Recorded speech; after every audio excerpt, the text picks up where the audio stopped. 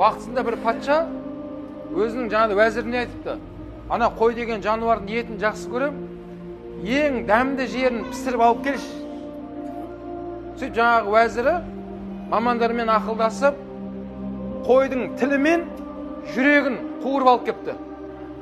Қараса өте дәмді екен.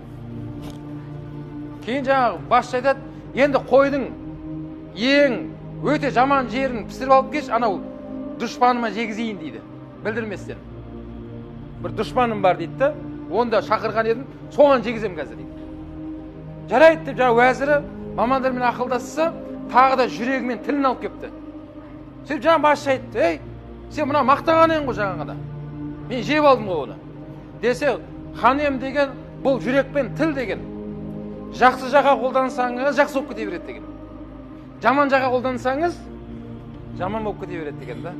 Сол үшін демек ағзаңыздағы ең қасиетті осы екеуі, егер мән беріп оны тәрбиелемесек, ең сіздің абыройыңыз төгетіні осы екеуі. Тіл мен жүрек. Оған иқтият болайық.